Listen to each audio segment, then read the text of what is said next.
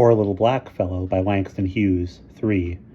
And now the summer presented itself. The last summer before they let Arnie go away. The boy whom they'd raised as their own. They didn't want that last summer spoiled for him, or for them. They wanted no such incidents as the Boy Scout business. The Pembertons were kind people. They wanted Arnie to remember with pleasure his life with them. Maybe it would be nice to take him to Europe. They themselves had not been abroad for a long time.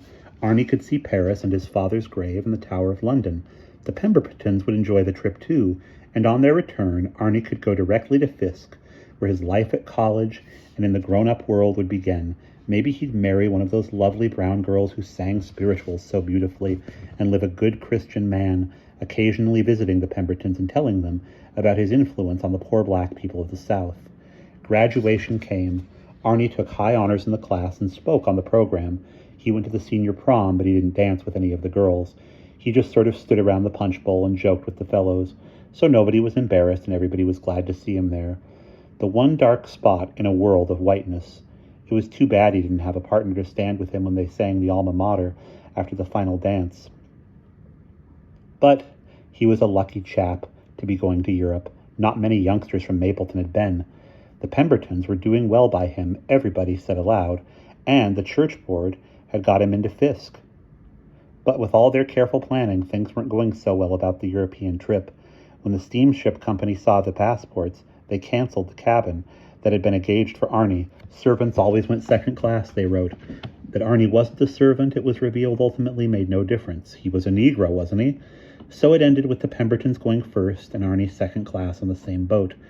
They would have all gone second out of sympathy for Arnie, except that the accommodations in that class had been completely booked for months ahead.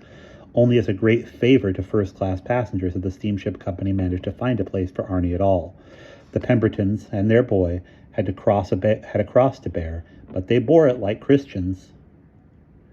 At Cherbourg, they met the little black fellow again on equal footing. The evening found them in Paris. Paris, loveliest of cities, where at dusk the lights are a great necklace among the trees of the Champs-Élysées. Paris, song city of the world. Paris, with the lips of a lovely woman kissing without fear. June in Paris. The Pembertons stopped at one of the best hotels. They had a suite which included a room for Arnie. Everything was very nice. The Louvre and the Eiffel Tower and the Café de la Paix were very nice.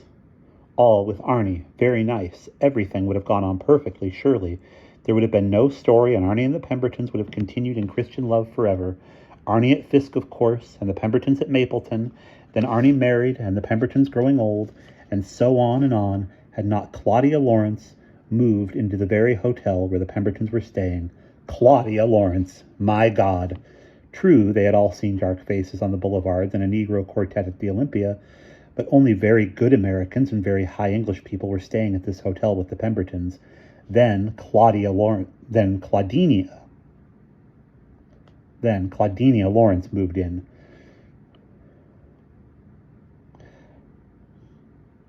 The Claudinia, who had come from Atlanta, Georgia, to startle the old world with the new beauty of brown flesh behind footlights. That Claudinia who sang divinely and danced like a dryad and had amassed a terrible amount of fame and money in 5 years. Even the Pembertons had heard of Claudinia Lawrence in the quiet and sedate village of Mapleton. Even Arnie had heard of her, and Arnie had been a little bit proud. She was a Negro. But why did she have to move next door to the Pembertons in this hotel? "Why, Lord, oh why?" said Grace Pemberton. "For the sake of Arnie, why?" But here the tale begins, and we'll pause there.